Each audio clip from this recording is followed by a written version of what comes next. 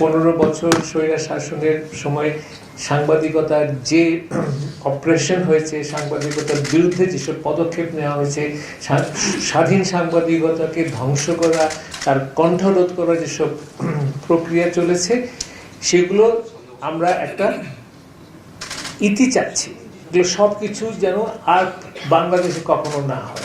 কিন্তু দুর্ভাগ্যজনকভাবেও আজকে এমন নবরূপে স্বাধীন সাংবাদিকতার উপরে, সংবাদপত্রের উপরে যে আক্রমণ হচ্ছে, এটা অত্যন্ত নিন্দনীয় এবং শঙ্কাজনক। এবং সেখানে আমরা খুব অন্তর থেকে উপলব্ধি করি যে রাজনৈতিক দল তারা হচ্ছেন স্বাধীন সাংবাদিকতার একেবারে একটা বিরাট সহায়ক শক্তি।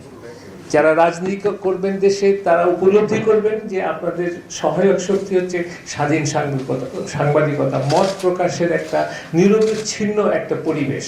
তো সেই বলতে হবে যে আকাঙ্ক্ষা থেকে, সেই ভেতরের সেই অনুভূতি থেকে আপনাদেরকে আমন্ত্রণ করা, আপনাদেরকে বলা যে স্বাধীন সাংবাদিকতা এখন একটা হুমকির মুখে এবং আপনাদের সাহায্য আমাদের খুব দরকার।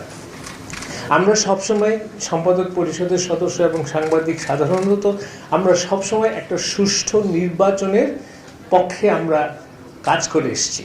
এবং গত সরকারের 3টি পরপর নির্বাচন যে একেবারেই অগ্রহণযোগ্য ছিল, সেগুলোও আমরা কিন্তু মত প্রকাশে আমাদের এডিটোরিয়ালের মাধ্যমে আমরা সবসময় প্রতিবাদ জানিয়েছি।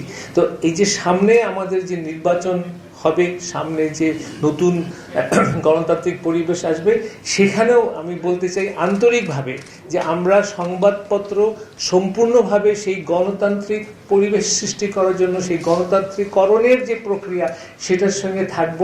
আপনারা যারা রাজনৈতিক দল করেন, তাদের মত প্রকাশের আমরা হচ্ছি বলতে পারেন যে ভেহিকল। আমরা আপনাদের মত প্রকাশ করব, আবার আপনাদের সমালোচনাও করব।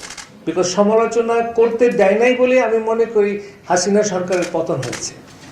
সে যদি সংবাদপত্র এবং ভিন্ন মত, বিশেষ করে সমালোচনামূলক তথ্য এবং মতামত নিত, তাহলে হয়তো সে উপকৃত হতো। তো আমরা সেই ধরনের পরিবেশ চাচ্ছি এবং আপনাদের সঙ্গে সহযোগিতা চাচ্ছি। এবং আপনাদেরকে আমি আন্তরিকভাবে বলছি যে সামনের যে গণতন্ত্রের উন্মেষের যে একটা বিরাট একটা সম্ভাবনা, এবং আপনারা সেখানে রাজনৈতিক দলরাই হচ্ছেন মূল অ্যাক্টর, ওটাকে এগিয়ে নিয়ে যাওয়ার আপনারাই শক্তি, এবং আপনাদের সেই শক্তির সহায়ক শক্তি হিসাবে স্বাধীন সাংবাদিকতা। অনেক ধন্যবাদ।